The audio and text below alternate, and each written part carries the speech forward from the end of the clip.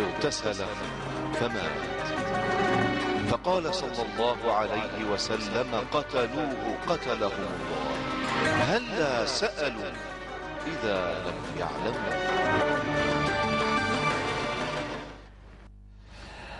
الحمد لله حق حمده، والصلاة والسلام على نبيه وعبده صلى الله عليه وعلى آله وصحبه وسلم تسليما كثيرا إلى يوم الدين.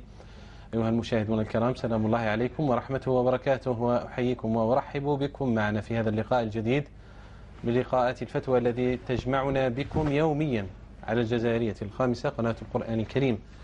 معكم ومع صاحب الفضيلة في هذا اللقاء أستاذنا الدكتور سعيد بويزري، أمين المجلس العلمي بولاية زوزو، والأستاذ المحاضر بكلية العلوم القانونية بذات الولاية.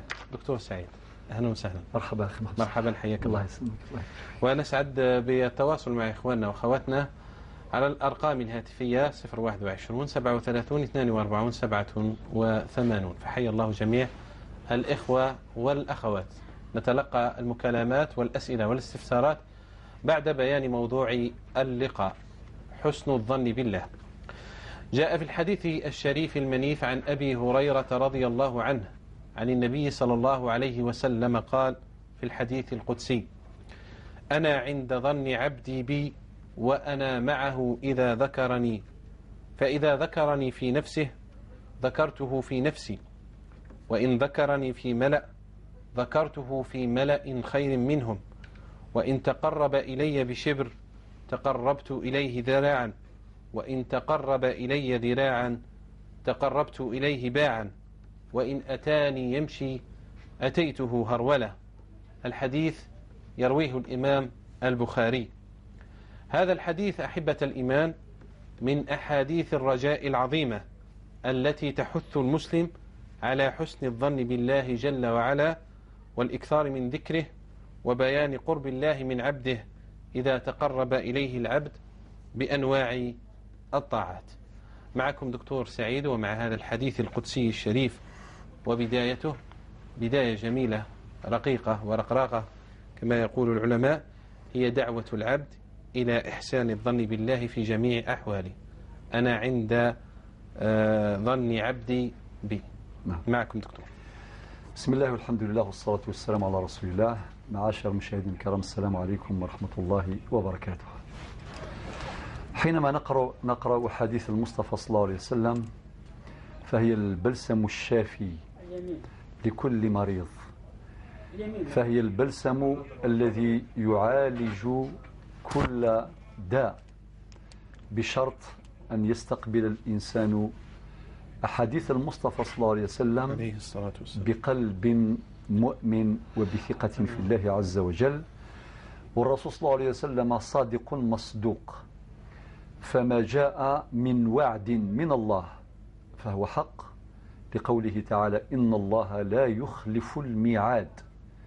وأهل الجنة يوم القيامة يقولون: الحمد لله الذي صدقنا وعده وأورثنا الأرض نتبوأ من الجنة حيث نشاء، كما جاء في أواخر الزمر. ونبينا صلى الله عليه وسلم إذا وعد أيضا فوعده حق، لأنه صادق مصدوق. أخي محمد صالح، أحسنتم اختيار هذا العنوان، لأنه كثير من الناس يعانون من سوء الظن بالله، وهذه كارثة. يقابله اليأس. ونعم، كبيرة من الكبائر. كبيرة من الكبائر. الكبائر القنوط من رحمة الله. القنوط من رحمة الله. واليأس يصنف من الكبائر. ربنا يصنف من الكبائر. لذلك رب سبحانه عز وجل في أرجى آية كما يقول العلماء: قل يا عبادي الذين أسرفوا على أنفسهم. هؤلاء الذين أسرفوا يرتكبوا الفواحش الكثيرة الصغيرة والكبيرة، اللي هم غارقين في الذنوب والآثام، يخاطبه الله عز وجل بخطاب التشريف، بهذا الخطاب العبودية: قل يا عبادي الذين أسرفوا على أنفسهم لا تقنطوا من رحمة الله إن الله يغفر الذنوب جميعا إنه هو الغفور الرحيم. في الوقت الذي اجتمعت فيه عوامل اليأس تأتي هذه الآية فتزرع الرجاء وتزرع الأمل في قلوب هؤلاء العصاة المذنبين. إذن واليأس إذا تمكن من قلب الإنسان قتل فيه كل فضيلة. لذلك يقال في الحكمة: اليأس يقتل الفضائل في النفوس. الإنسان إذا وصل لدرجة اليأس خلاص يولي الدنيا كحلة أمامه، الدنيا مظلمة سوداء، لا يرى أملا ولا يعني يعيش في دوامة في نفق مظلم مهيب خطير. هذا الحديث ذكرته يا أخي محمد صالح، حديث أبي هريرة، عن أبي هريرة رضي الله عنه عن النبي صلى الله عليه وسلم أنه قال، يعني حديث قدسي جليل، قال النبي عليه الصلاة والسلام فيما يرويه عن ربه: أنا عند ظن عبدي بي. سبحان الله، شوف هذه البداية كما قلت، البداية اللطيفة الرقراقة، نعم، التي تستميل قلوب الناس. أنا عند ظن عبدي بي وأنا معه إذا ذكرني. شوف، أولا الأمل الأول في مقدمة هذا الحديث أنا عند ظن عبدي بي، بمعنى كما يظن الإنسان، مجرد الظن، يعني مازال الأعمال مجرد الظن، حركات الجوارح بارك الله فيك، معنى القلب نعم. إذا ظن بالله خيرا، هذه درجة مهمة كافية. هذا المستوى رب سبحانه عز وجل يعطيه أكثر مما يتمنى. أنا عند ظن عبدي بي وأنا معه إذا ذكرني. هذه المعية تعطينا أيضا قوة أخرى. لو كان في الدنيا هذه أي واحد يحصل في مشكلة يجي واحد يقول راني معك، هذا عبد كما هو، وأحيانا يقول راني معك وهو ماهوش قادر، يعني مجرد كلمة. يا أخي العرب بكري يقولوا أعن أخاك ولو بالصوت، يقولوا ما تخافش راني معك، كلمة يعني وأثرها، الكلمة لها أثر. هذا عبد بنادم، وبالك هذا بنادم كما قلت لا يقدر على شيء، ولكن يكفي أن تصدر منه كلمة طيبة: أنا معك، خلاص يكفي. صديقك الحق من كان معك، كما يقول الشاعر، حتى يقول من يشتت نفسه فيك ليجمعك، ومن إذا كذا وكذا إلى آخر. إن أخاك الحق من كان معك، ومن ضر نفسه لينفعك، ومن إذا ريب الزمان صدعك شتت في نفسه ليجمعك. سبحان الله. وذي الطيق دي تبان ورفيق، ذي الطيق عاودها برك يا محمد صالح، ذي الطيق دي تبان ورفيق، هذه ما نقدرهاش، سهلة. طيب، يعني تقريبا نفس المعنى. نعم. الصديق الحق هو الصديق الضيق. طيب يا سيدي، الأمر الثالث، هذه المعية أقف عندها قليلا. ربك قال في القرآن الكريم، والله يقول سبحانه عز وجل: إن الله لمع المحسنين. شوف اللام توكيد، لمع المحسنين. من أراد أن يستحق معية الله فليكن من المحسنين. ربك قال: والكاظمين الغيظ والعافين عن الناس والله يحب المحسنين. معناتها ربي يحب المحسنين، والذي يكون محسنا يستحق معية الله. ومن كان الله معه لا يخاف. يعني يكفي أن نتذكر رحلة النبي عليه الصلاة والسلام، هجرته من مكة إلى المدينة، كي كان مع صاحبه، مع أبو بكر الصديق في غار ثور. يا أخي الآيات واضحة: إلا تنصروه فقد نصره الله إذ أخرجه الذين كفروا ثاني اثنين إذ هما في الغار إذ يقول لصاحبه لا تحزن إن الله معنا. يعني يكفي أن يتذكر الإنسان معية الله، يذهب الخوف ويذهب الحزن ويذهب الحزن. لا تحزن إن الله معنا.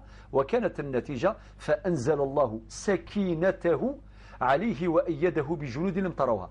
أمر آخر، السكينة هي ثمرة من ثمرات الشعور بمعية الله. واحد كي يعرف بلي ربي معاه يرتاح. كي تكون جنازة يعني يجيو الناس كذا يقولوا الله عظم الله أجركم، ربي معاكم، ربي يرحمه. هذا واش داروا له؟ ما رجعولوش هذاك الميت، ما رجعولوش، ولكن هذا الكلام يزرع فيهم الأمل ويذكرهم بالله عز وجل ويذكرهم بالأجر الذي يحصلونه بقدر الصبر، فبقدر الصبر يكون الأجر. هكذا تسلية المصاب. نعم، تسلية المصاب فيذهب عنهم الحزن قليلا قليلا. وهكذا ربي قال، ابن عطاء الله معلش جاتني فكرة أذكرها عنه، اللي يقول: من وجد الله فماذا فقد.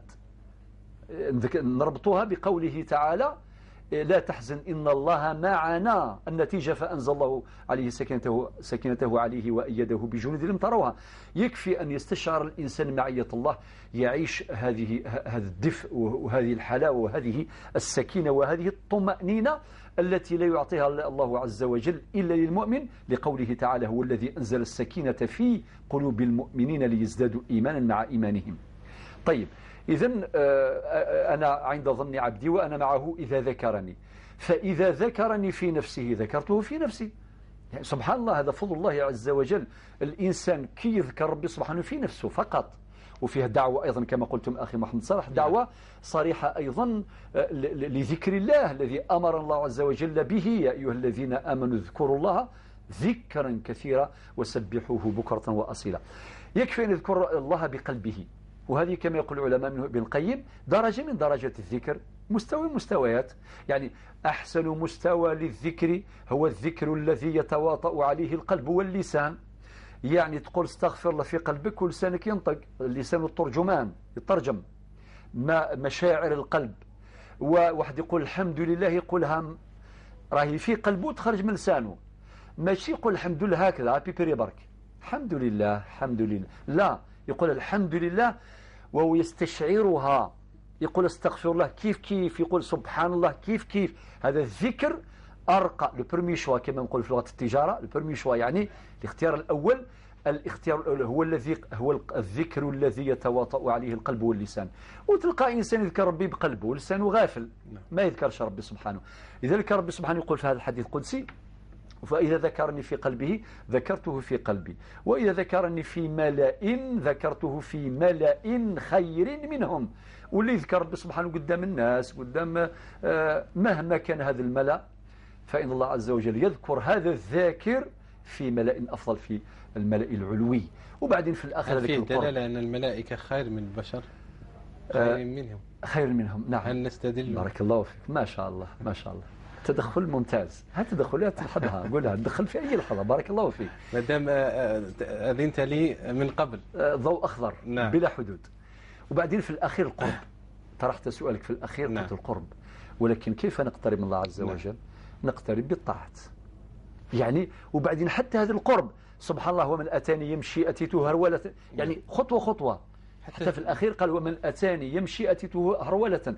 معناها ربي سبحانه دائما هو الذي يعطي عطاءاته لا حد لها. لذلك هنا أستحضر، يعني ندير كخلاصة يعني مركزة، نقول هذا الحديث من ثمرته: الثمرة الأولى هي حسن الظن بالله عز وجل. الثمرة الثانية هذا يورث الثقة في الله عز وجل. الثمرة الثالثة لزوم الذكر، ذكر الله عز وجل بالقلب وباللسان، بل بهما معا.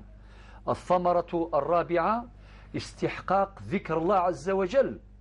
الثمرة الخامسة نيل الشرف العظيم والمنزل العظيم عند الله عز وجل من خير. الثمرة السادسة هو الالتزام بالطاعات والقربات والباقيات الصالحات. الثمرة السابعة والأخيرة استحقاق عطاءات الله عز وجل التي لا حد لها. وقد قال ابن عطاء الله السكندري: إلهي متى قطعت العطاء لكي نطمع في سواك. نعم، بارك الله فيك دكتور، شكرا جزيلا. إذا نبدأ بالأسئلة اللي تبقات من اللقاء الماضي. الديون العالية طبعا أخي محمد صحيح، إذا كان في أي مكالمة أعطي لها أكيد الأولوية. لها الأولوية. نعم. ولها السبق. يعني دكتور فاطمة مشلف تذكر سؤالها. نعم، كل الأسئلة هي موثقة. نعم. عندي في هذا الورق الأسئلة اللي بقات كلها موثقة واحدة واحدة. فاطمة مشلف، وقبلها مبارك. نعم. من البرج. نعم. شكرا دكتور. الأخ مبارك، السلام عليكم. وعليكم السلام الأخ. أهلا وسهلا. والله يسهل بك. تفضل سيدي تفضل. عندي واحد سؤال شيخ برك. نعم اسمع إليك. درت واحد الحادث مرور. الحمد لله الذي عافاك. الله يسلمك. ومن بعد راني مسيس جونتي. نعم. قلت لك درت واحد الحادث مرور في ولاية البويرة. من بعد كي درت واحد الحاجة هذيك أنا تكسرت. نعم. من دراعي وكراعي. واصل. السبيطار ما على باليش. من بعد كان واحد السيد ثاني معايا. ثم بعد قعدت 23 يوم مسكين ما تربي راه. هذا كان راكب معاك ولا دخل فيك؟ لا ما كانش راكب، كان في السيارة بصح. وين كان؟ كان في سيارة أخرى؟ في سيارة واحدة أخرى، أنا كنت بواحد شاحنة وهو كان بالسيارة. رحمة الله عليه. يا ربي يرحمه. إيه؟ من بعد راحوا الأهل نتاعنا، الأهل نتاعهم حضروا الجنازة ومن بعد عاودوا رجعوا لهم. إيه؟ راحوا لهم داو مصروف هكذا والدية نتاعهم. شحال داو لهم الدية؟ 30 مليون. هذه الدية عرف عندكم 30 مليون؟ لا هما اللي قالوا. أنا من البرج، والسيد اللي مات من البويرة، من ولاية سطيف. اللي مات من سطيف؟ من سطيف ربي يرحمه. الحادث درتوه في البويرة؟ درناه في البويرة طريق سريع. عائلة الميت قالوا لكم اعطونا 30 مليون دية؟ لا ما قالولناش هما، الإمام اللي قال. يا العرف اللي راه يديروا به. ما على باليش. نعم. بقى لي صوم. نعم. اسكو انايا كي سقسيت خفت مثل الصيف والعاده لازم لي يصوم 60 يوم من تخاف نهار تفطر ولا حاجه. انا قلت نخليه حتى الشتاء ولا الخريف. نعم. هذا ما كان. مش راك تقول شيخ؟ واضح يا اخوي مبارك، واضح. شكرا جزيلا. هل فيه مكالمة؟ نعم. قالوا نعم. إذا تفضل دكتور مع فاطمة مشلف. قد فاطمة مشلف عندها سؤالان. الأول أجبنا قد حكم الطلاق في يعني رجل يروح يطلق مرته يعني عن طريق القضاء وهي بنت شهيد، ثم يعود يتزوج بها عن طريق الفاتحة، يعني شرعا راهي زوجته، ولكن العلاقة الشرعية قائمة. فهل يجوز ذلك فقط لتستفيد من منحة بنت شهيد؟ قلت لها ونأكد لها هذا لا يجوز شرعا. بأي حق استحللتم هذا المال؟ ما عندكمش الحق، لأنه راكن متزوجة بالوثائق. فإذا كان القانون يقول، طبعا هكذا يقول القانون، ما دام راكي مزوجة ما يكونش عندك هذه المنحة، ما يكونش عندك هذه المنحة والسلام. هذا ما كان. المنحة هذه ممنوحة إما للعازبات اللي ما تزوجوش ولا اللي راهم مطلقين حقيقة. أنت لست كذلك، إذا ما تستحقيش هذه المنحة. إذا معنى لازم تروحي توثقي عقد زواجك من جديد وتفقدي هذه المنحة والسلام باش ترجع الأمور إلى نصابها. أجبنا عن هذا فيما سبق. السؤال الثاني: هل يمكن قضاء صلوات الفوائد بعد العصر؟ الجواب نعم. نعم. هناك مكالمة. في مكالمة. نعم. أمال من تيزي وزو. سيدة أمال. نعم. السلام عليكم ورحمة الله. السلام عليكم. أهلا وسهلا. نعم. مرحبا يا أمل. مرحبا. السلام عليكم. الشيخ. مرحبا العسلامة. السلام عليكم. عليكم السلام. بغاكي تسقسيه. مرحبا. تفضلي هضري سهضري يعني باش بون كي ديهن ما زعف راك ما نيرفير دي فوا تصدر داك العباد. العباد هذيك مي ظلم انا كان كتصدر العباد. انا ولا عاد تصدر. لعب ما يزعف ما يظلمي كي غادي واحد هضره في السيتون بعد تندمع. تصدر فلاس الفيرس يعني. أتهضر في اللاس ديال الغيابي ساكا. فوالا ديال الغيبة زير ديال الغيبة ديال فاضل النمي من بعد تزمر كيماني وتندمى. من بعد تزمض يماني ما تندمض. ترى استغفر راسك ما كانك استغفر مش ترى تجا الطبيعة ياكي اسك ربي يسمح مال استغفراه. هاد الصلدة ما ثيريريت، هاد الصلدة ثيريريت هكا شوية هكا. بغيتك تكتب عن ما صغر ما تظليش. تفضلي بسرعة. كم نوالي كم نسلع. خاطر بنك بالغاضي 12 سنة مي تظلي تبدا 21 سنة امشي. أكمل جافا غامشي ثغرمت تظلي في مكان. تورف ديغا تصغرانا سودي في العصر الظلة في واحد 3 العصر كنت تفيرسا. أم تسفهم غاو كم مشى تقضوا التظالي فيما ولت ماك صاغ ولي. شكرا. بسلام. صح. بسلام. شكرا سيدة أمل. نواصل سؤال موالي دكتور. سؤال موالي، هل يمكن قضاء الصلوات الفوائت بعد العصر؟ نعم. يشبه السؤال تاع الأخت أمال. نقول يجوز، نعم، لأنه قضاء الصلوات وهذا الجواب للفاطمة مشلف ولك يا أمال، يعني لك في زوج، يعني بمعنى اللي كانت ذمته مشغولة بالصلاة يعني بالفوائد، ما صلاش في الوقت يعني اللازم وقت التكليف، يقضي صلواته. كيف يقضيها؟ إما عندك طرق، يا إما بعد كل صلاة حاضرة تقضي صلاة فائتة. مثلا صلاة الصبح الفريضة تصلي صلاة نتاع درك وتقضي صلاة الصبح الفائتة. يجي الظهر تصلي الظهر الحاضرة وتصلي الظهر اللي فائتة، وكذلك العصر المغرب العشاء. معنى في نهاية اليوم راكي صليتي الصلوات الحاضرة اليوم تاعك، وزدتي صليتي قضيتي نهار من الأيام اللي انت راكي مدينة بها. هذه طريقة. الطريقة الثانية كما تدير مثلا الأخت فاطمة مشلف، بعد العصر راهي هنا النافلة لا ما تصليش، ولكن هذه فوائد، هذه فرائض فوائد يجوز باش تصلي ثم تصليها، تصلي الصبح الظهر العصر المغرب العشاء، وهذه ديري كامل هذا النهار بعد صلاة العصر. وإذا مازال فيك القوة مازال فيك الجهد زيدي عودي الصبح الظهر العصر المغرب العشاء، أو تبدأي من الظهر العصر المغرب العشاء الصبح. كل هذا جائز، وصلي واش قدرتي. وكي تبدأي في قضاء الصلاة ماهوش لازم عليك يوميا تقضي الصلوات، ليس شرطا. ممكن عندك أيام راكي مشغولة، راكي تعبانة، راكي مريضة، راكي عندك ضياف، فبالتالي هذاك النهار صلي غير الصلوات الحاضرة والسلام. كي تلقى اليسر والقوة والجهد والوقت الكافي اقضي الصلوات الفوائد. لماذا؟ لأن ذمتك مشغولة بالصلوات الفوائد. وطبعا وننصح كذلك بالإكثار من النوافل. نعم. بارك الله فيك دكتور، شكرا جزيلا. أسماء من العاصمة، السلام عليكم. أخت أسماء. قالوا نعم. أخت أسماء نعم نسمع إليك. هل فيه تواصل مع أسماء أو لا؟ نفقد تواصلنا معها. السؤال موالي دكتور.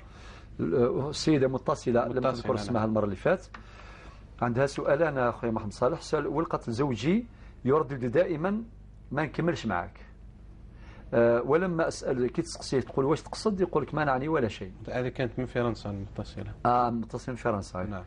ما تقول ما يعنيش ولا شيء، وانت سألتها يعني ماذا يقصد، يعني هل يقصد الطلاق ولا؟ إذا كان قال لك كذا هذا الكلام ما عنده حتى معنى، لا ما نكملش معك.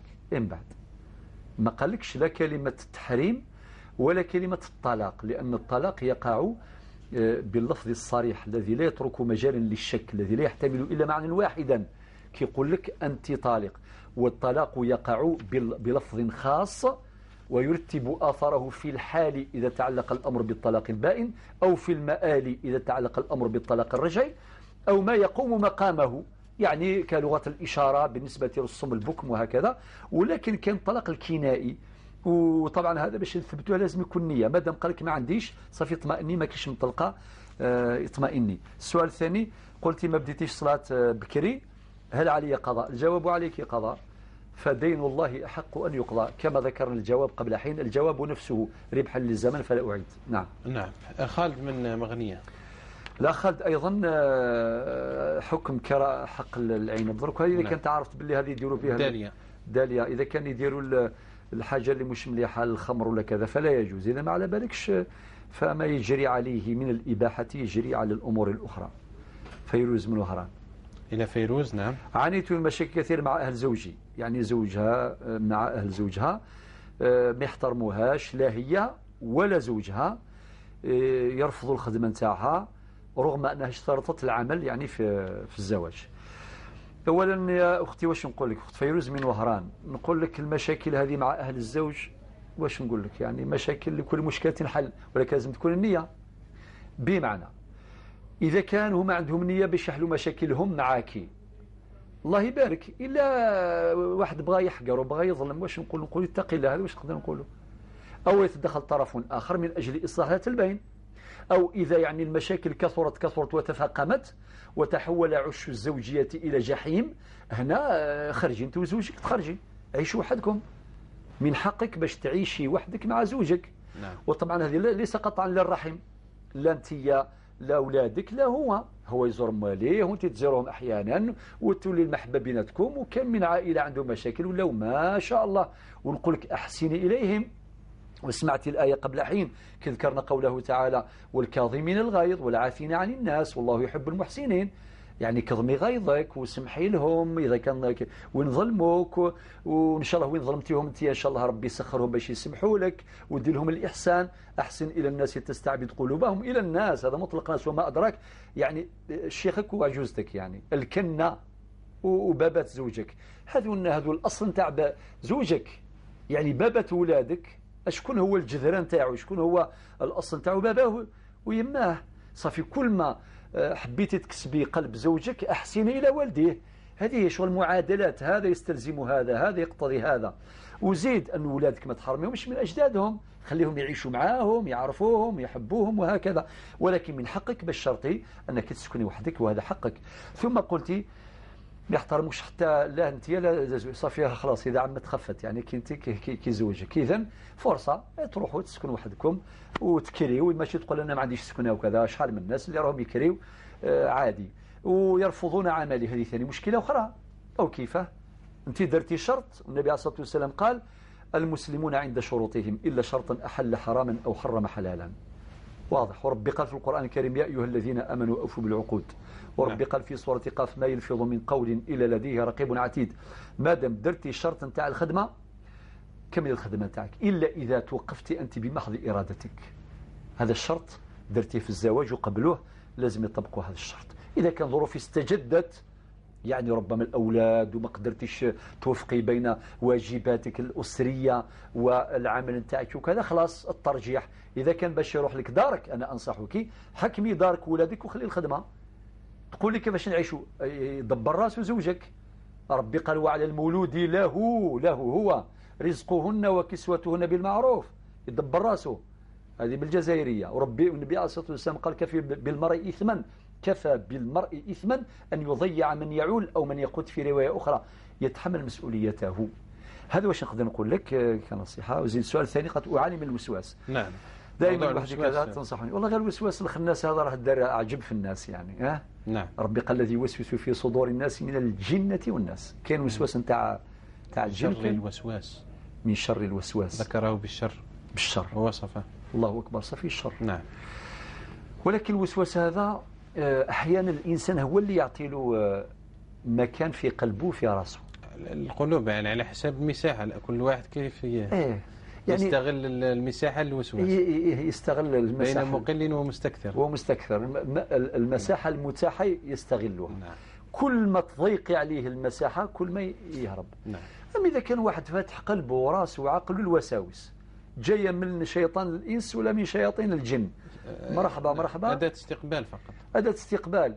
وبعدين يولي يقيدي فيك، يتحكم فيك، يكره لك العبادة نتاعك في الوضوء والصلاة وكذا وكذا، وتولي تشكي في كل شيء، وتشكي في حياتك، وتشكي في الناس كلهم، ولا حول ولا قوة إلا بالله. لا، صرف النظر. ومن الناحية الفقهية كاين أحكام فقهية، حتى إذا كان جاك الوسواس بزاف في صلاة والوضوء وكذا وكذا، يعني تكون في حكم مستنكح، تولي لا ما تعوديش، ما ديريش سجود السهو هذاك القبلي والبعدي. كاين أحكام فقهية تساعدك على تجاوز هذه الأزمة، زي صرف النظر عن هذه الوساوس. وزيد كثيرا من تلاوة القرآن كتاب الله العزيز. ربي قال وننزل من القرآن ما هو شفاء ورحمة المؤمنين. حافظي على الوضوء نتاعك، حافظي على أدعية الصباح وأدعية المساء والصحبة الصالحة وذكر الله عز وجل إلى آخره، وتروح الوساوس من عندك إن شاء الله تعالى. زوجي يرفض. السؤال الثالث. نعم. زوجي يرفض أن أدخل بيت الجار والتعامل معه. ما عليها أخويا، عليها شنو هذا النبي عليه الصلاة والسلام قال ما يزال جبريل يوصيني بالجار حتى ظننت أنه سيورثه. مانيش نقول معنى الجيران يكون خالطين داخلين خارجين، لا. ماذا كان المرأة راهي بين 4 جدران ودرت علاقة مع جارتها، تعطي لها الملح وتعطي لها مش عارف هذه الماء هذه الملح هذه الزيت هذه خليهم يتعاونوا، خليهم يتعارفوا. الآن إذا كان يعني جارة يعني كذا من ناحية، النبي عليه الصلاة والسلام قال المرء على دين خليله فلينظر أحدكم من يخالل. إذا كان من هذا الباب عنده الحق. أما هكذا بعض الناس سوء الظن، هذه كنا تحدثنا اليوم عن حسن الظن، عند يعني حسن الظن في الله، ولازم يكون حسن الظن أيضا فيما بيننا. ما يلزمش الإنسان يقطع العلاقات كلها، يقول جيران مكان لا علاقة لا سلام لا كلام لا كذا. علاه هذا بنادم، وبنادم هذا إنسان مدني اجتماعي يعيش مع الناس. هذا واش نقدر نقول. خديجة هي آخر حاجة، ولكن مكالمة توجه لها الأولوية إن شاء الله. نعم. أم عبد الرحمن. نعم أم عبد الرحمن، السلام عليكم ورحمة الله. نعم يا أم عبد الرحمن، رجاء تواصلي معنا. نعم. نعم السلام عليكم ورحمة الله. وعليكم السلام ورحمة الله وبركاته. نسأل فقط أساتذتي الكرام لا صلاة التسابيح، ونسأل عندي سؤال مهم جدا بالنسبة للأم الزوجة تاعي. هي مريضة نفسيا ورغبة أنها تقعد في دارها ولا دار ولادها، وأنا الآن كليت مريض ابني لأنه هي ما تحبش تقعد عندنا في دار ولادها. ما تحبش تقعد عند ولادها، وما تحبش تقعد في دارها مع ولادها الاخرين اللي بلا زواج ومع زوجها. وين تحب تقعد؟ وين تحب تقعد؟ في بيت خالها، في بيت خالتها، في بيت اي واحد اللي يصوفين ما تجيش لعندنا. وهم قابلين بها تريح عندهم؟ قابلين. خلاص يعني ما دام يعني مرتاحه في دور اخرى انت نعم. لكن هي المشكله تاعها ما ترضاش على ولادها هذا، واحنا خايفين من دعاء الام وعقوق الوالدين. هذا اللي محيرني الان. واضح شيخ. واضح. واضح يا ام عبد الرحمن. صح. شكرا مع السلامه.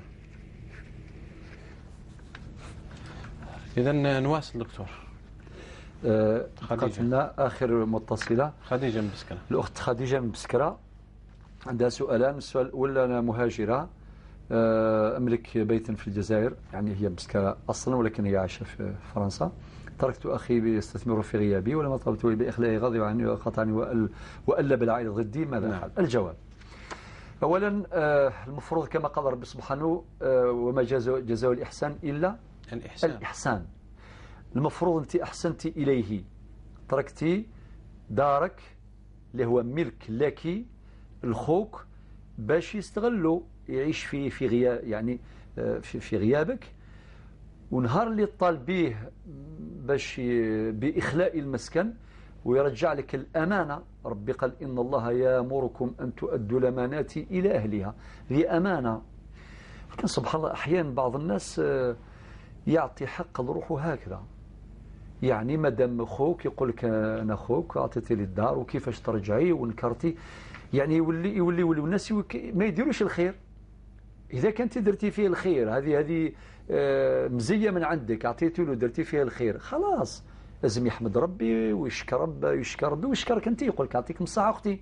النهار اللي تدخلي البلاد وتحتاجي باش تستردين المنزل نتاعك، ماشي تكون فتنه ولا يروح كما قلتي يؤلب، يغضب عليك وزايد يقاطعك، وهذا لا يجوز. لا يدخل الجنة قاطع، أي قاطع رحم. هذا حديث صحيح للنبي صلى الله عليه وسلم. وزيد يؤلب العائلة ضدك، يعني يشجع كاع العائلة باش يكونوا ضدك. حتى العائلة هذه اللي راهم يستجبوا له، يعني اسمح لي، ما المفروض هما يرجعوه للطريق، يقولوا له واش بيك انت، لأنه أحيانا بعض الأمور ما يقدرش يدخل فيها واحد بعيد من العائلة. لازم العائلة تكون عائلة، وهذا إشكال كبير عندنا في بعض العائلات، أنه يحبون التفرج، يتفرجوا برك دي سبيكتاتور. صار مشاكل بين شقيق مع شقيقته، متفرجين، ويبقوا متفرجين. وأحيانا يعني يكونوا مع هذا ضد هذا، وهذه أيضا كارثة أخرى. ماناش في الماتش نتاع مقابله رياضيه واحد ينصر هذا واحد ينصر هذا، لا، يوقفوا صاحب الحق يديه. اذا كان انت اللي عندك الحق، هذه دارك، يقول لك هذه الدار نتاعك، هو يأدبوه، يقول واش بيك خير ان شاء الله، اختك طلبت دارها. لو كان ما عندهاش دار، كي تجي من فرنسا تعطي لها دارك انت، وما ادراك انه دارها، رد الامانه لاختك. اما قال يتخلط بين هذه وهذه، أنه تقطع الرحم، لا يجوز شرعا، لا يجوز شرعا. حتى ولو كنت خارجيه بغير هكذا بلا سبة، تتصلي به هاتفين تقول له خرج من داري، هذا لا يبرر موقفه، يعني المتعلق بهذه المقاطعة لا يبرر، موقف غير مبرر. يقول لك شكرا أختي نخرج والسلام، لا ضرر ولا ضرر كما قال النبي صلى الله عليه وسلم. هذا واش نقدر نقول كتوجيه كنصيحة. ماذا أفعل؟ الجواب هو هذا. تشوفي العائلة، العقال نتاع العائلة، تقول لهم باش يساعدوك يدخلوا في القضية هذه باش يفريوها، باش ما تقطعش الأرحام. هذا خوك لازم تعرفي قدره، وهو لازم يعرف قدرك، ولازم صاحب الحق ياخذه.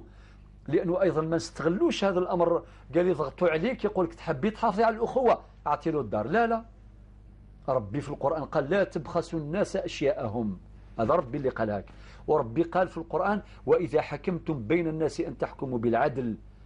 ولا يجوز هذا شونتاج. هذا يعني يقول تحبي تحافظ على الأخوة خلي داره. لا لا، ما تخليش دارك، والأخوة لابد أن تحفظ مساومة من قبل الجميع. مساومة. آخر سؤال. تقول توفيت شقيقتي تاركة ربي يرحمها بيتا عليها ديون، أخي يسكنه لا يريد الخروج ولا تقسيمات. ثاني مشكلة أخرى. أختك ماتت خلت تاركة. أنا نقول لك بكل اختصار التاركة توزع على الورثة الشرعيين وفقا للفريضة الشرعية والسلام. ما يلزمش واحد بعض الناس هكذا يروح شغل احتلال. قال كان في الدار هذه ساكنها، ماتت اخته، ويقول ورثة أنا كي ماتت خلتني فيه. من بعد أين الإشكال؟ هو خلتك فيه. يعني هل هذا مسوغ شرعي يسمح لك باحتلال المنزل والاستئثار به ورفض مطالبة تملكه؟ ما عندكش حق. لا تأكلوا أموالكم بينكم بالباطل، خاصة الاعتداء على المواريث. هذا محرم شرعا قطعا، حرام. ما لازمش تستغلوا هذيك واحد النية في الهبال كما يقولوا، يحكم الدار، أخته ماتت وبعدين ما يخرج، لا يريد الخروج ولا التقسيم. أنا نقول لك بكل صراحة يا خديجة من بسكرة، روحوا له بالخير، قولوا يا فلان ربي يهديك، أختنا ماتت، نروحوا للشرع ربي، تروحوا عند الإمام، عند المفتي، عند الموثق النوتير، وتروحوا عند القاضي، تفرى هكذا بالشرع.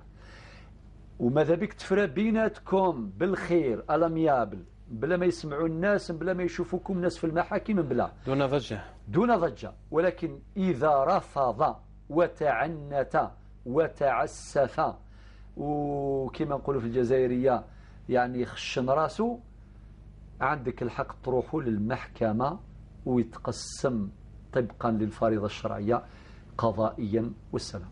نعم، بارك الله فيك دكتور. ورد إلينا سؤال قبل الحصة، سائل من ولاية سطيف، قال نسكن في قرية نائية وعندنا مسجد وفيه إمام، الإمام ينعت المصلين وأهل المسجد بنعوت أهل الشارع، يعني يقول لهم أنتم مش متربيين، أنتم فيكم كذا وكذا. وقال هذه يعني بيئة فيها أميين، وتكرر منه هذا السلوك وهذا العمل. نعم. فالسائل مستاء جدا من هذا التصرف ولا يدري كيف يفعل. نعم. ونحن أيضا مستاءون نعم. مثلك يا أخي العزيز. لماذا؟ لأنه يعني دون ذكر البلدية نعم. وذكر بارك الله نعم. فيك. نعم، ما بال أقوام كما نعم كما قال النبي صلى الله عليه وسلم. لذلك مثل هذه الظواهر المرضية لموجودة خاصة في المساجد، لأن المساجد أماكن مقدسة، مساجد تحضرها الملائكة. وفي أحاديث تترى للنبي صلى الله عليه وسلم، من الأحاديث اللي رواها الإمام مالك في موطئه، وين واحد إذا كان كلا ثوم والكلا البصل وما يدخلش الجامع، بصل على لأنه يؤذي الناس، والملائكة تتأذى مما يتأذى منه الناس. لذلك يو هذا في الكلا البصل ولا الثوم، وجاب لي ربي رائحة الكلمة اللي ماشي مليحة. نعم. هي كريهة جدا أكثر من رائحة الثوم والبصل. ولولا ضرر السائل لما سأل. نعم.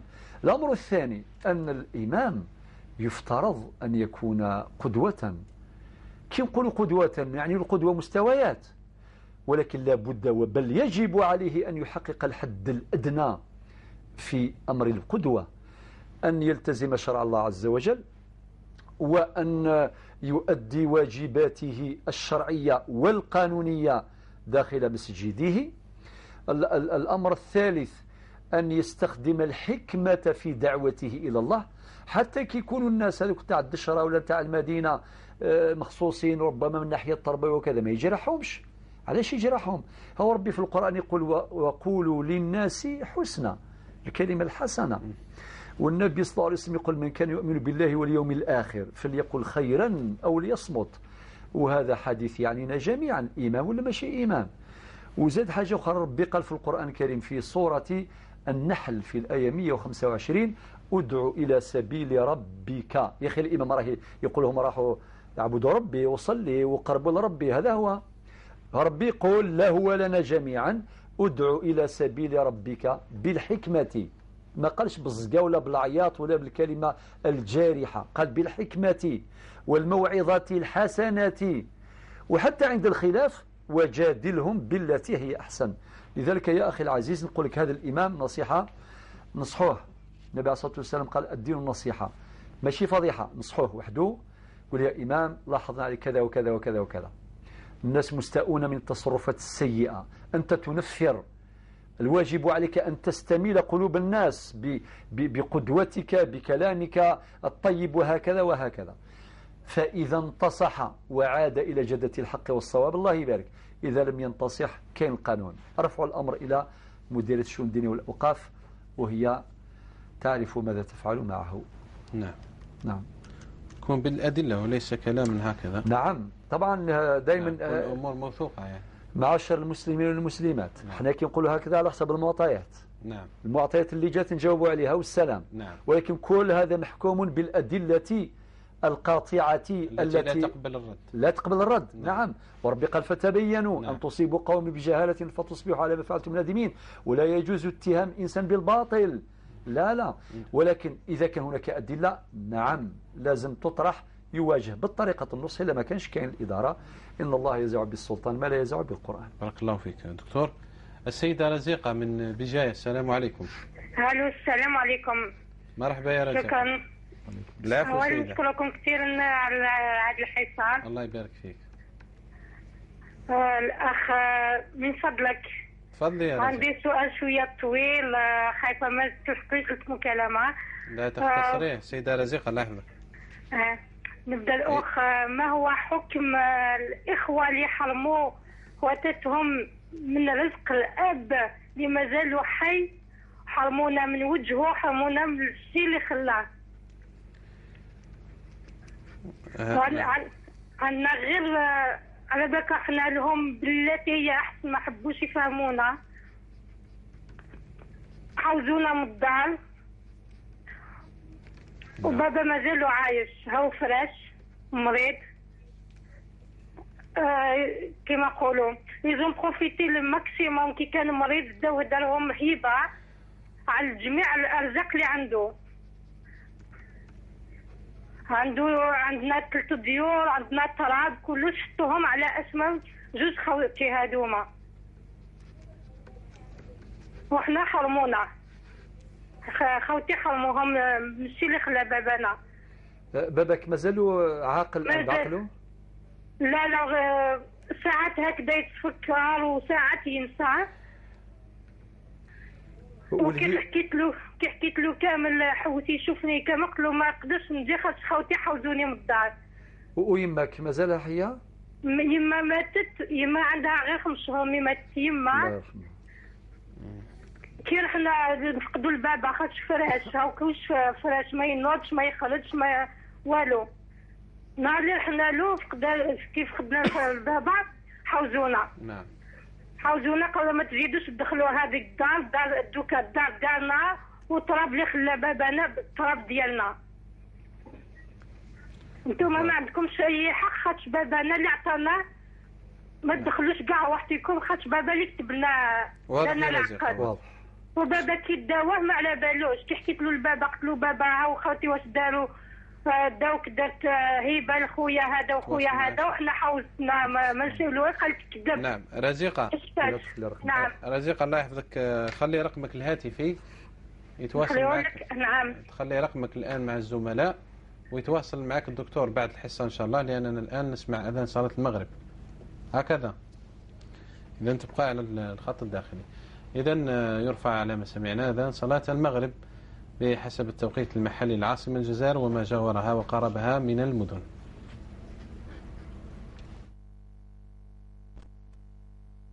الله أكبر الله أكبر،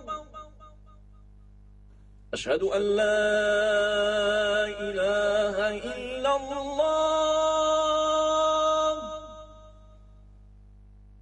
أشهد أن لا إله إلا الله،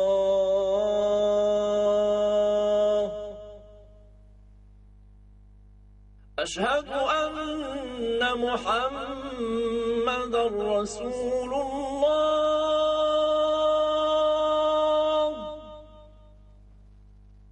أشهد أن محمد رسول الله،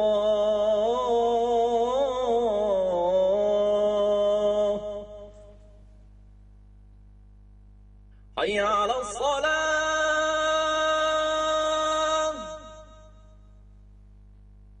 حي على الصلاة،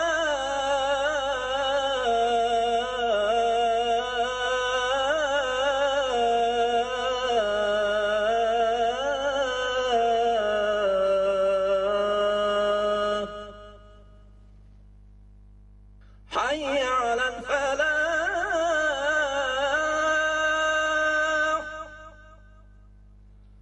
حي على الفلاح.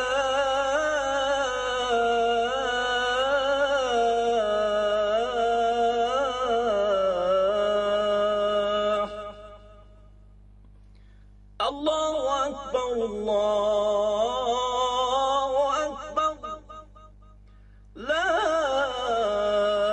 إله إلا الله.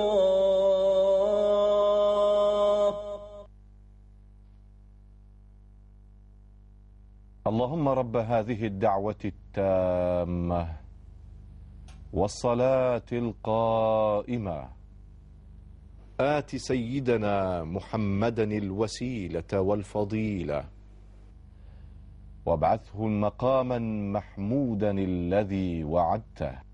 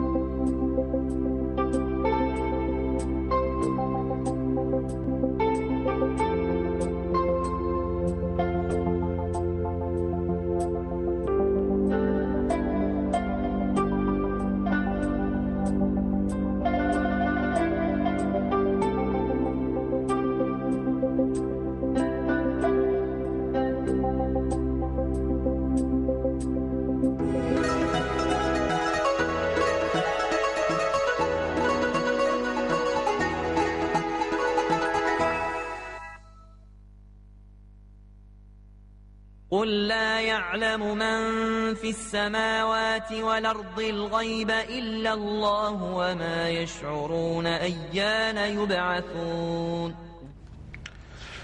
نسأل الله قبول الأعمال منا ومنكم. إلى ولاية تيارت معنا صلاح. السلام عليكم أختي. السلام عليكم ورحمة الله تعالى وبركاته. يا مرحبا. ألو. مرحبا. الشيخ حابة نسقسي شيخ تيارت. تفضلي يا صلاح تفضلي. يا شيخ عندي طفلة من السنة 18 سنة. ايه. وشوية تتفرج لي أفلام ولا أغاني كدا خاطر أنا بعثكم والله ما فهمت السؤال. الشيخ تفرج لي الأفلام هندية وتفرج لي حوايج الأغاني وقاعدين وأنا نقول لها ما تخرجيش ما اختك يا ربي يهديك يا مخلوقة يا طفيلة قالت لي راني 18 سنة راه ما يفوت عليا قانون ما تسالينيش. قالت لي داري نخرج لصحاباتي والله نتفرج كما نشاء. وهل حرام عليا انا نصلي ونقرا القران وقاعدين حرام عليا في الدار الدور اللي كما هكذا الاغاني والافلام ولا؟ انت معاها وحدك ولا عندها باباها وخوتها؟ عندها باباها وعندها خوتها سد الله يبارك. وهي كي تشوف خوتها تقرا في الليسي تقول لك فيها هي تخرج ولا ما نخرج. هي تقرا ولا ما بطلتين وهي بطلت عندها ظروف. راك عارف احنا هنا في بلادنا ما شويه خطفت ما تعاودش سنه. عاودت سنه. كانت تقرا حبتنا خاطري مانيش تما كي عاودت وراك عارف كانت متسوله والاب تاعها شويه قالها انا طيحتي لي بقدري والله قالب راك عارف القيمه تاعنا احنا ما نقدروش تخرج. ربي يهديها ان شاء الله وربي يجعلها صالحه ان شاء الله. واش ندير لها نجيب معاها بالارض قالت لي انا ما تسالينيش راني بيني وبين ربي نعرف ربي وما صليش والله شال عليا. قالت لي انا مفوزين. قالت لي اختي خير مني كيفاه ندير معاها الارض ولا كيفاه ندير معاها. راهي تشوف فينا ولا لا؟ راهي تخبر فينا. ايه اذا قلها تسمع جيدا كلام الشيخ في هذا الموضوع ان شاء الله يا ربي. والسؤال الثاني الشيخ زوجي تاعي شويه يصلي ويعرف ربي وقاعدين بس شويه يغلط مع اولاد ولا هيك يقعد يقول لهم كلام السوء وجيت نتحاول معاه ما لقيت ما ربي يهديه وخلاص. امين ان شاء الله. والشيخ وفيها هذه طفله 18 سنه فيها ديون تاع رمضان اللي قبل هذا. راهي معاك؟ راهي معاك؟ وين معايا؟ هاتونا نهضروا معها. هاتي نكلموها. هات. الو السلام عليكم. وعليكم السلام ورحمه الله. الشيخ انا ماشي قصدي الشيخ صح انا نسمع الاغنيه الشيخ بيا الشوق تاع الدار مانيش نخرج كاع ما نعرفش كاع الباب ما نعرفش كاع الباب كيفاه داير. عندك الفراغ انت؟ عندك الفراغ في البيت؟ عندك الفراغ يعني راكي تعيشي في الفراغ. الشيخ عايشه في لوكازي والله ما عندي ما نحكي لك ما كاش اللي يحس بيا انا ربي سبحانه. انا ماشي كيف نسمع الاغنيه ونتفرج والله يا الشيخ والله كنت اعرف حالتي اقسم بالله والله العظيم غير غيرك والله ماشي كيف باش نسمع الاغنيه ونزيك الله غالب الشيخ خلاص ما قدرتش. الحل الوحيد دوكا يا اما كنت في روحي وما لقيتش كاع كيفاه ندير الحل. حتى والدي ما فهمونيش الشيخ والله ما فهمونيش. اسمعي الشيخ. اسمعي بنتي اسمعي يا بنتي. انت الله يبارك قلتي ليماك نعرف ربي هكذا قلتي لها يا الشيخ. ايه نعرف ربي الشيخ نعرف ونصلي. الله تصلي الله يبارك. نصلي والله. شوف يا بنتي اولا يماك راهي تنصح فيك كما قال لك خويا محمد صالح اذا كان عندك هذا الفراغ قدرت تعمريه بالخير يعني تقراي القرآن تقراي كتب تسمعي حتى الأناشيد المهذبة ما فيهاش حرج اللي تزرع القيم حلقات المسجد وتحضري. نعم الحلقات نتاع المسجد نقول باش يسمعوا لي مواليك مليح تروحي تحضري الحلقات في المسجد عند الأخوات وتتعلمي. وكان بزاف بنات اللي قراوا في المساجد في الحلقات عندهم علم كبير غزير ما شاء الله بحضور الحلقات ويكون عندك ثم أخوات صديقات مؤمنات صالحات تولي تعمري الوقت نتاعك بالخير بالصالحات وتبعدي عن الأمور اللي تبعدك على ربي وما تلقايش الوقت لهذه الأمور نتاع الأغاني ولا الأفلام الهندية ولا ما تلقايش الوقت. لا الشيخ لا أنا كنت حابة 15 حزب الشيخ ما شاء الله أنت راكي إمام الله يبارك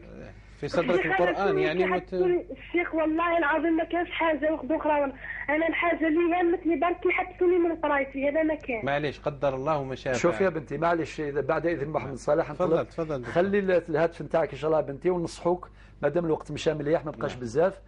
تستاهلي باش نصحوك، راكي حافظه 15 حزب الله يبارك. وجاتني فكره باش نقول لك لانك حافظه 15 حزب من كلام الله عز وجل، ويساعدك وان شاء الله ربي يكون معاك. خلي رقم نتاعك مع الاخوه في العرض التقنيه ان شاء الله ونتواصل معك ان شاء الله، مش اليوم غدا ان شاء الله تعالى. نعم. نفسك إن لم تشغلها بالطاعه شغلتك بالمعصيه. نعم بارك الله فيك. ربي يكون معها ان شاء الله ويكون في عون والدتها. نعم.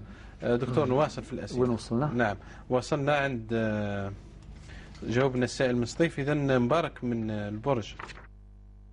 هذه تفتح ابوابها حتى للاطفال الصغار بيسك في لي فاكونس يديروا دي اتوليي بور انفون دو فورماسيون في لا بانتور باش يمسوا شويه. هل 30 مليون اللي مديتوها عرف قائم انت ما على بالكش؟ طيب اولا الدية الشرعيه ماشي هذه، اكبر من هذه بكثير. في حاله القتل الخطأ الدية الشرعية أكبر من هذا المبلغ بكثير جدا. طيب الأمر وقد ذكرنا هذا في بعض الحلقات فيما سبق. الأمر الثاني الشيء اللي داروه مواليك أعطيهم الصحة كي يحضروا الجنازة وطلبوا سماح وكذا، هذا أمر شرعي وعرفي ممتاز، يعني يغسل القلوب إن شاء الله ويلطف يعني الأجواء بيناتكم.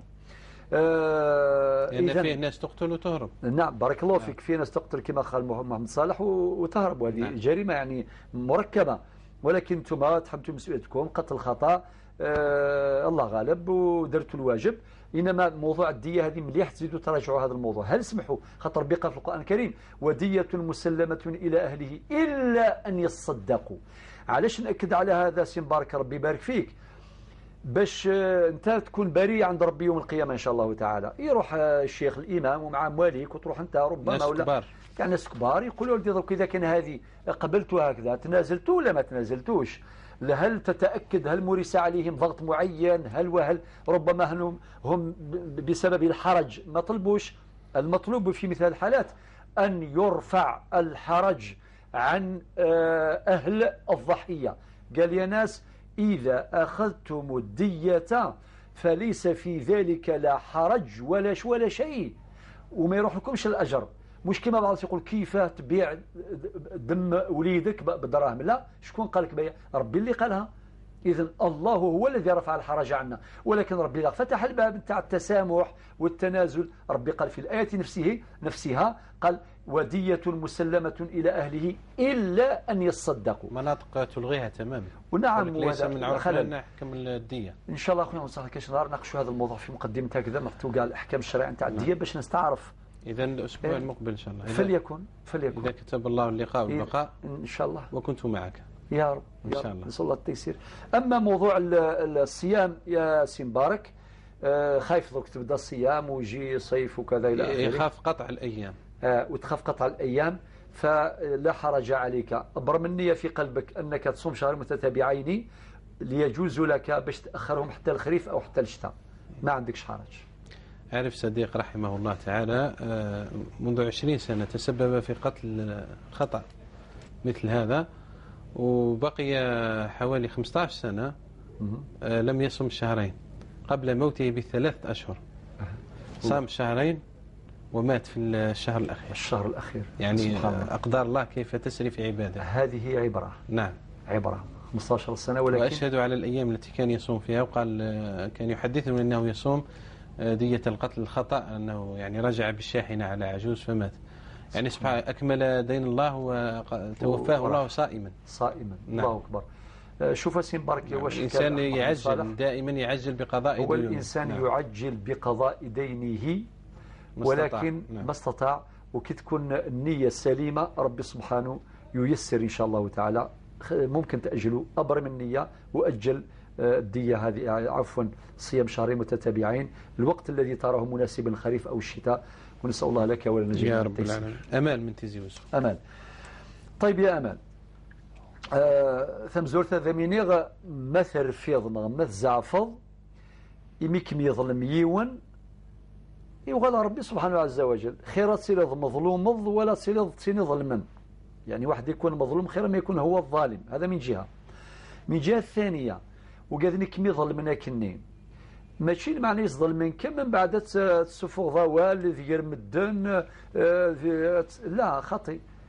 وسورتو تخدم النميمة ذيريت اسمها اسم في صاص من النمام اسمه القتات يعني اللي خدمني تساوي تسارى فرما ذيني لهان ذي زض الخير ذيني لهان ذيني جرزن ولكن ما تخدم النميمة وثلهيرة اللي تخرك وين شمثن يارو تقابل المضرة ولكن يظل من سياد الحقات بعض الفلاس جانفيث ولكن في وش في صلى الله عليه وسلم لا ضرر ولا ضرار يعني لا نقابل الأذى بالأذى أو الضرر بالضرر. وثنيض في الزمضيمانيم يعني راكي ندمة والندم توبة ما دامت الزمضيمانيم عليك مذلمو من الله يبارك واللي مزدي كما حرز ربي إن شاء الله تندمض ربي ذم يعفو كنقارني مزورا إنك ربي يعفو يغفر يوين يشظن يوخر. نعم. عبد الرحمن دكتور من البرج. والله غير نسيت السؤال الثاني. قضاء الصلاة أجبت يعني غادي يقضوا الظل ينام بعد العصر زرت 3 أيام معليش نهار زرت 3 العصرات ولكن إذا قم كل تزرت تزرت كيف باش ذي ثاقرات تقضوا 3 وسان. إنه لو كان يونواس أين من الزمر قضوا كان تزليثين أين من الزمر. نعم. عبد الرحمن. عبد الرحمن صلاة التسابيح. السؤال الأول صلاة التسابيح. الجواب أولا في الفرائض المقررة ما يغني عن صلاة التسابيح زيد. وفي صلاة الليل صلاة النوافل خاصة صلاة الليل اللي هي أحسن صلاة بعد الفرائض ما يغني. وفي الرواتب ما يغني 4 ولا 2 قبل الظهر وبعد الظهر وهكذا مما ثبت وصح. نعم. ويعني الله يبارك هذه صلوات ثابتة عن النبي صلى الله عليه وسلم بأحاديث صحيحة ما يغني. ولكن من الناحية الفقهية ما عليه جمهور الفقهاء هو الجواز أن تصلى صلاة التسابيح كما ثبتت في حديث العباس رضي الله عنه وأرضاه تسبيح بعد ما تقرأ الفاتحة والصورة ديري تسبيحات وبعدين في الركوع وبعدين بعد الرفع من الركوع المجموع 75 تسبيحة في كل ركعة. ولكن هناك من الفقهاء من قال بخلاف ذلك بعدم صحتها لكونها تخالف هيئة الصلاة المعروفة المشروعة. نعم. ولكن الحديث لا يخلو من مقال. وكذلك يعني هذا الحديث بارك الله فيكم حديث العباس. نعم. حديث العباس هذا لا يخلو من مقال يعني العلماء قالوا فيه مقالات يعني هناك من حكم عليه بضعفه. إذن في الصحاح ما يغني عن الأحاديث الضعيفة خاصة في هذا الباب. وإذا رغب في صلاتها فله ذلك. وإذا كان حبيتي تصليها صليها كما نعم. ثبت في حديث يعني كما في حديث العباس تصليها مرة في السمانة ولا مرة في الشهر أو مرة في العمر ممكن. إذا عندك هذا الشوق صليها ولا حرج إن شاء الله. الأمر على الساعة إن شاء الله. نعم. الزوج يعني تحب تبقى عند إخوانها وخوتها. والله شوف يا عبد الرحمن أنتم قلتوا احنا نحسن إليها أنتم أحسنوا إليها استملوا قلبها روحوا لها سلموا على رأسها وديروا لها الخير. إذا كان هي رفضت خليها هي وخاطرها هذا مكان. هذا هو الأفضل. هذا مكان ما تسيفوش عليها ولا تحسبوها ولو كانت تجينا ما تغضبوش عليها. وليس في العقوق في شيء. ما عندكم لا عقوق وانتم تخافوا من العقوق. ما تخافوش من العقوق. ما هذا ليس عقوقا بل حافظتم على الحقوق والذي يحافظ على الحقوق ليس له من العقوق شيء. نعم. دقيقة و40 ثانية مازال مسألة رزيقا بجاء مسألة طويلة وعريضة دكتور يعني. نعم. أمر ديبان. نعم درك واش نقول لك يا بنتي رزيقة يعني الإخوة اللي يديروا هذا الشيء مع باباهم يدوه هو مريض وكذا وماهوش عاقل كثير ويروح يديروا الهيبة يدير لهم الهيبة على 3 ديار وعلى الأرض وكذا وكما قلت يحرمكم من وجههم رزقه يعني هذا جرم كبير. هذا لا يجوز. إن شاء الله ما دام نتواصل معك إن شاء الله تعالى لعلي أفيد إن شاء الله السادة المتابعين للحصة في اللقاء القادم إن شاء الله. نعم. أم صلاح من تيارت كذلك اللقاء القادم. أم صلاح تعذرين أم صلاح. نعم. الهاتف إذا تلقاه الإخوة نعم. تتواصل معها إن شاء الله بحول من المولى وقوته. إخواني أخواتي شكرا جزيلا لكم. الغد يلقاكم الزميل أحمد طالب أحمد إلى الملتقى إن شاء الله. والسلام عليكم ورحمة الله وبركاته.